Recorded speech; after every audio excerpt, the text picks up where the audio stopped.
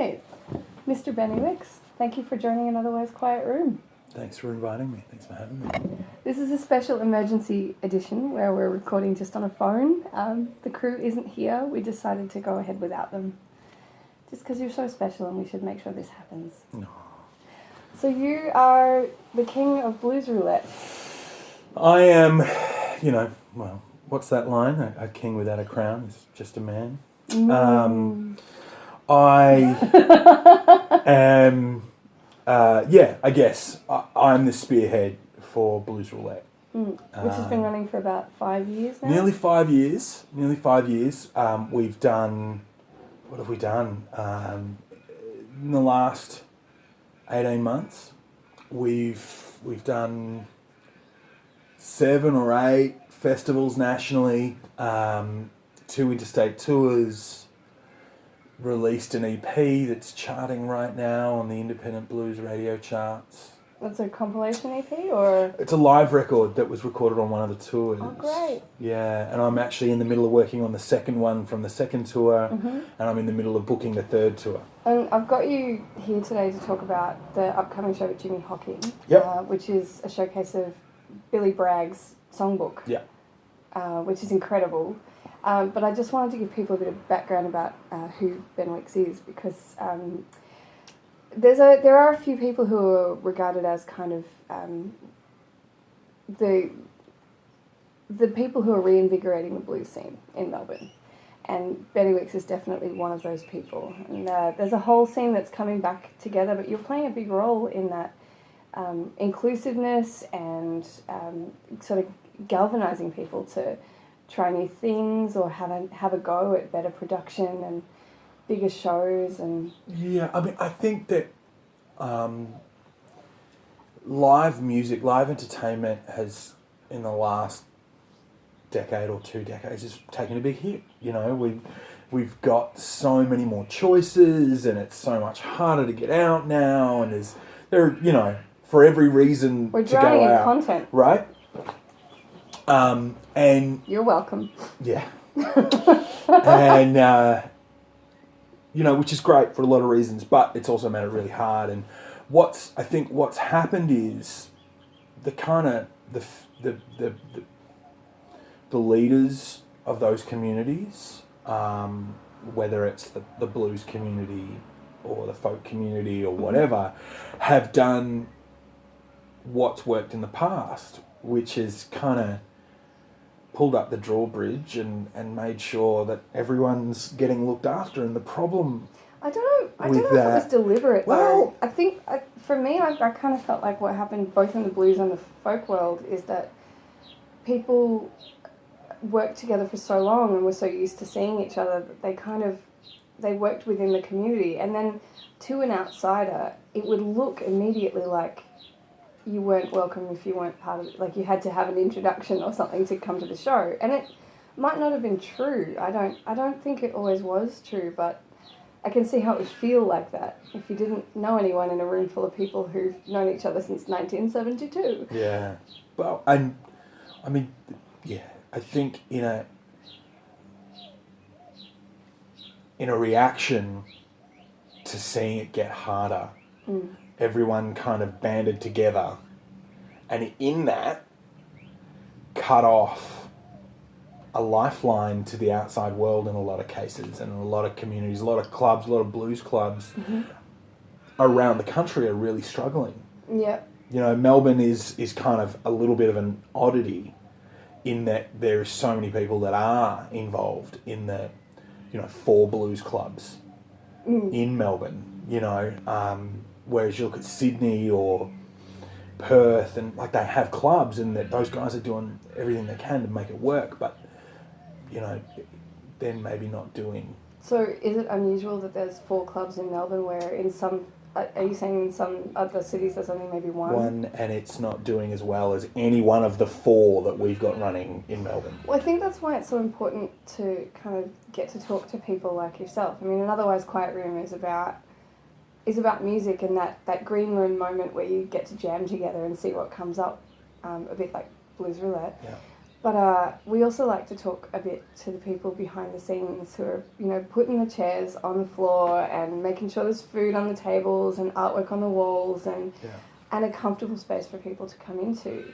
But I feel like you're kind of doing that in the scene, like not just in one venue but within the blues genre. You're just adding a bit of colour here and making people feel more included there. And I love that you include women on your lineup. Oh, thank you for noticing.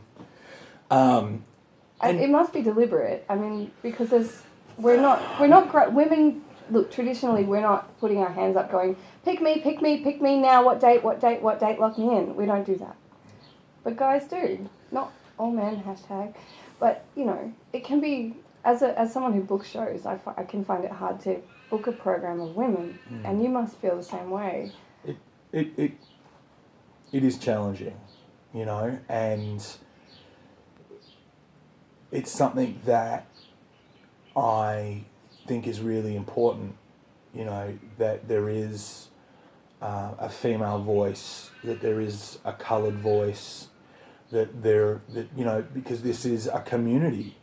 Australia is a community, the globe is a community, the blues community is a community, and we should all be communing a little bit more. I love that idea. Let's commune a bit more. Yeah. Especially between the genres. I mean... And that's something that I've gone out of my way a little bit to do. You know, we've had Cat Canteri and we've had, you know, a few of those kind of Americana folk.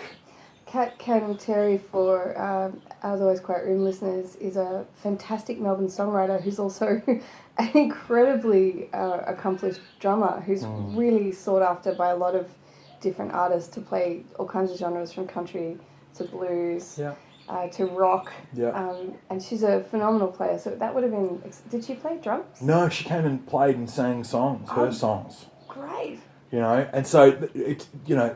Yes, Blues Roulette started as a blues thing, but it's hardly strictly blues. It's actually about creating a space for professional musicians to take the gloves off and actually express themselves in any way they want. It was something that I really found when I started touring a lot more, that we spend, or an artist spend so much time making sure that what they're about to do fits into that little social media marketing box, so that the person over there knows what they're getting without stressing about it, and everyone's trying to sell the thing. And Wednesday nights at the Catfish, you know, like everyone said, well, man, that's never going to work.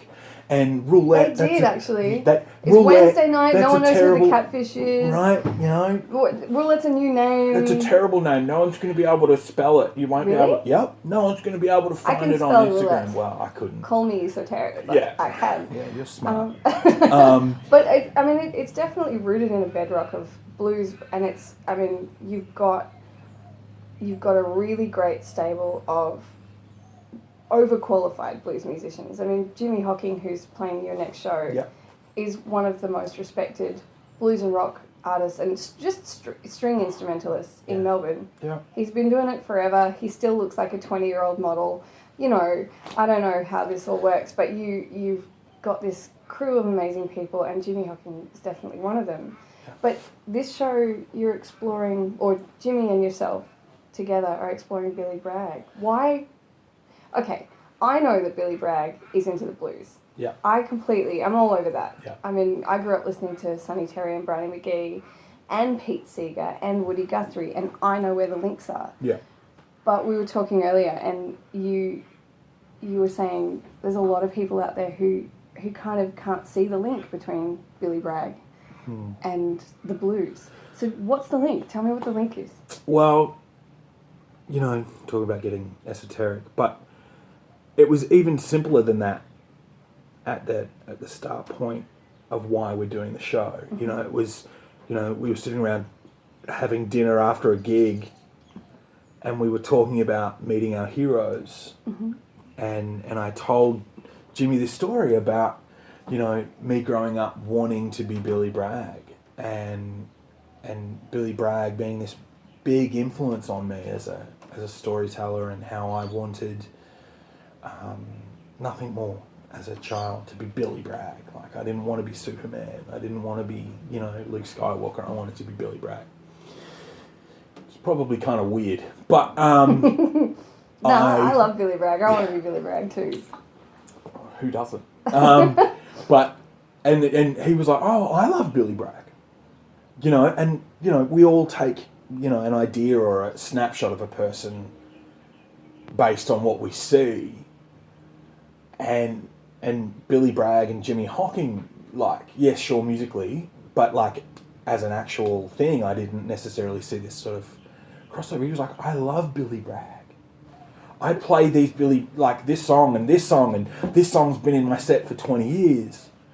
And I was just like, wow, we should do a gig where we do this. And I don't know, like, I know you've sold a big chunk of tickets for the Friday 1st of November show. Yeah. But there are still some left for people. If you want to go buy a ticket, you should buy a ticket. Yeah, there's a couple. There's a couple left, and we're going to hold a couple for door sales as well. So there will be, yeah. Oh, good. Yes. Because I know a whole bunch of people who they don't have credit cards. Yeah. They'll just rock up to a show. Yeah, I'm getting more and more used to selling tickets to people that don't have Facebook. But yeah, I love that, because the people who don't have Facebook weirdly are the ones who come to shows. Yep. And they come to all the, you know. Yeah, because they're engaged in the world around them. Yeah, it's so cool. Mm-hmm. I mean, you can do both. If anybody has any tips, feel free to send them into an Otherwise Quiet Room. How do I use Facebook, market my shows, and remain engaged with the present world? I have no idea. I've lost, yeah. So what songs have you been workshopping for this one? Well, there's a whole bunch of stuff I'm really excited about. Like, when you pick an artist like Billy Bragg and you go, let's do a gig, you know, the list is huge. Like, it's actually completely overwhelming. Of course it is. And my favourite album is Talking with the Taxman About Politics. Yeah. But arguably my favourite song would have to be Victim of Geography. Okay. Yeah. Here I sit, a victim of geography, and though you cannot hear me. What a voice. Man. Yeah. And I'm just, I'm so thrilled. I really want to come do one of these shows, by the way. You should. Well, we could do that. Yeah, we could do that. We could do that. We could totally do that. No problem. Yeah. So have you picked any songs from, I know Billy and Joe Henry released an album. Was it last year? Might have been the year before it was released, but they were here touring the album last year. In 2017? Yeah. 2018? 18. 2018, Because they were at Blues Fest. I saw them do the show at Blues Fest. That's right. So I think they released it in 2017. And for those of you who might not be, like, forensic blues fans, Joe Henry is a god of that kind of academic, purist production of blues. And he teamed up with Billy Bragg to do a train journey where they stopped at all these different places. Yep. What line was it? Where were they? I don't know. I should know the answer to that question. I should know the answer to that. Yeah, they just sort of crossed America. They did, and they went to iconic train stations and locations throughout America that had been famously referenced by or played in by blues greats. Yeah. And they made all these notes about, you know, places that Pete Seeger had been, or really great blues, like black American blues players that I couldn't possibly name in a snowstorm. But well, the trains really played a really important and very pivotal role in America's history. Well, that's how everyone got around. And but like at exactly the right time. Because before the trains, there was the Great Lakes system and everything went on the boats. And then there was this like window at sort of that point when electricity and music was becoming amplified for the first time. And there was this evolution going on, not just musically, but, you know, economically. And that movement of people in a big way for the first time before cars turned up and kind of it all evolved again, you know. And then there was that incredible phenomenon that happened where black musicians couldn't get jobs or they couldn't get respect, but suddenly there's a black music industry, and suddenly there's a niche where dudes can get work. And I say dudes because it was largely dudes. Not all, but, you know. I mean, I'm a big fan of Melvina Reynolds. Like, Melvina Reynolds is my boss lady, and I occasionally sing Tiki Taki Houses when I'm out there going around. Melvina Reynolds, it is rumoured that Melvina Reynolds wrote some of the songs that Elvis claimed were his own. Yeah, Elvis. Yeah, let's not go down. No. Let's not go down that road. I'm no authority on that stuff, but Melvina Reynolds was one of the only women that I can name from that time. Yeah. Well, I mean, I really like that story about Dolly Parton taking Elvis. Yeah, she wrote Jolene for Elvis to sing and wouldn't give him, like, he was like, cool, I'll sing it, but you got to give me the rights. And she was like, nah, no, I'm good. Oh, well, Elvis will not sing you a song. Not a problem. I'm not giving it to you for free, right? So So I didn't know that. Yeah. Yeah. So I'm going to keep bringing it back to Yes. Billy Bragg. Yes. Because that's the show that's going on. I mean, so Blues Roulette's been going for 5 years. Yep. And you started as a core blues group inviting different front people to come through. Yep. And lead a couple of sets, or one set? 2:45s. 2:45 sets at the Catfish on a Wednesday. Yep. And originally it was to like 5 people, and then it was to 15 people, and then it was to like 100 people. Yeah. And now you've got, I mean, some shows do better than others, but you've got this really consistent, devoted crowd who are demanding merch. They want T-shirts. You've got hoodies now. Yeah. And hats through So What? Yeah, So What? Do all my embroidery stuff. Yep. It's they've done a really great job coming up with merch for local indie Melbourne groups at an affordable rate, which is really awesome. Yeah. But it's just that's the power of your fan base. You've developed this incredibly passionate, loyal following, and it's because you're putting out consistently interesting, definitely blues, but just not what people expected in the early 2000s even. Like, yeah, well, I mean, I think maybe it's because my mother was a card-carrying socialist, but that would explain the Billy Bragg thing. Yeah, probably. But as my focus, you know, I'm an artist and I'm a musician, and I express myself the best way I can with my instrument. But my instrument and the voice that gives me is not a lead instrument.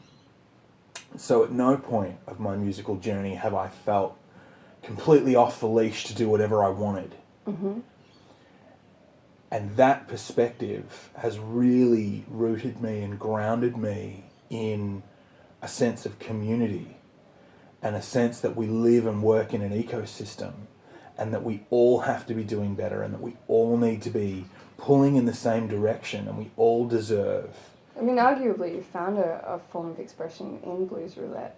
Definitely. Because you're curating this project that brings different sounds in and different voices and... Yeah, I guess I would shy away from the word curating, because a big part of what we do is give the artists a safe space to literally do whatever they want. And there's been a few turning points at that, and I always will back the artist and just like, whatever you want to do.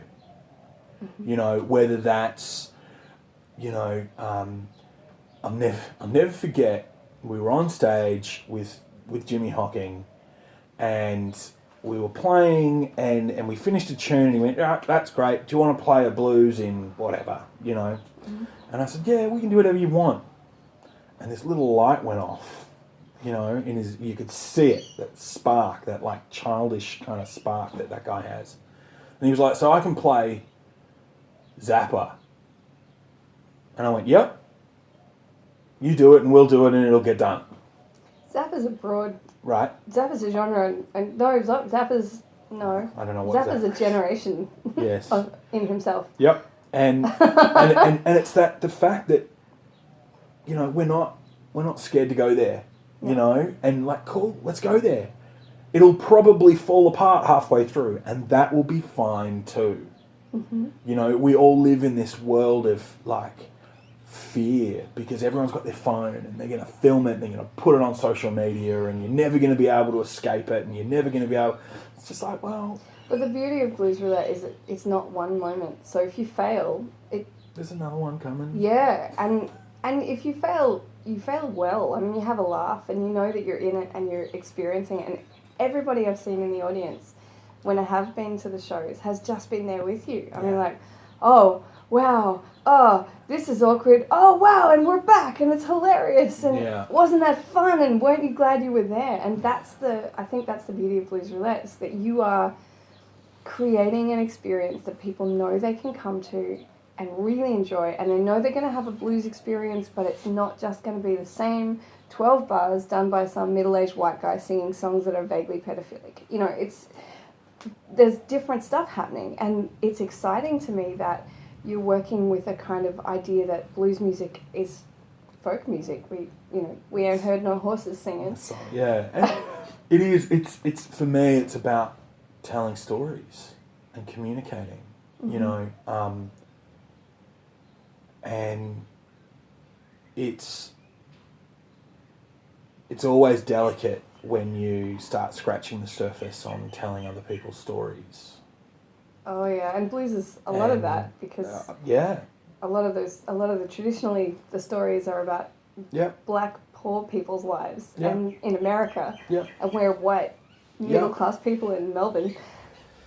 There are so many songs that I don't mind playing, but they've got to come from the right place. And you can't just say there's no meaning to a particular song without doing the research first, at least. Yeah. You know, and whether it's, you know, A Change Is Gonna Come or Hey Pocky Way or whatever, you know, even scratching the surface into old Chain Gang tunes. I mean, I've been on stage with artists, amazing artists, who live and breathe the music, who will just, you know, not understand where a song's come from or be singing lyrics. I'm guilty of that, though. I mean, you can't know everything. No, you can't. But, you know, you're singing a song about taking a wage from working on the railroad and introduce it as an old slave song. Ugh. You know, it's like, well, hang on a minute. Is like the chorus in this song is about getting your money. Pretty sure. I mean, there's a tie to slave stuff because it's a follow-on in the history of a particular culture where they had to fight for independence, and then they had to continue to fight to get their wages because, and I can see how, but it's a bit glib to just go. Yeah. Yeah. But I love that you're doing a Billy Bragg show. I love that you're doing it with Jimi Hocking. Yeah. I love that you're doing it under the Blues Roulette label, because for me it is blues. I mean, Billy Bragg is so tied up with the blues music and the genre, but the history of it and the academia of it, and so knowledgeable and so well done. I mean, not that he nails everything, he's human like the rest of us, but I mean, he's had a pretty great career, and almost everything he's done I love. And I have such an association myself with Jimi Hocking's music, and so many years of seeing him do various things in different incarnations. So it's so great that you're doing the show. Yep. You know, great band, great vibes, great room. Catfish. Catfish upstairs. Catfish, November 1st. 1st, yep.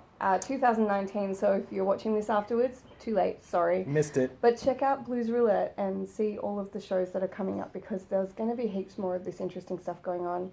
Benny Wicks is not going anywhere. It's been 5 years and he's still going strong. Yeah. And I'm looking forward to doing some more otherwise quiet Blues Roulettes. Yeah. We should. This has been a fun Otherwise Quiet Blues Roulette, but I'm looking forward to some more. Yeah. For sure. Please. Thank you for joining an Otherwise Quiet Room. Thanks for doing what you do to keep the community keeping on. Oh, well, you know, we're all curious. We want to talk about this stuff, so may as well. Anyway, we'll see you guys at the Catfish on November the 1st or one of our Otherwise Quiet Room or Blues Roulette shows. Yeah. See you soon.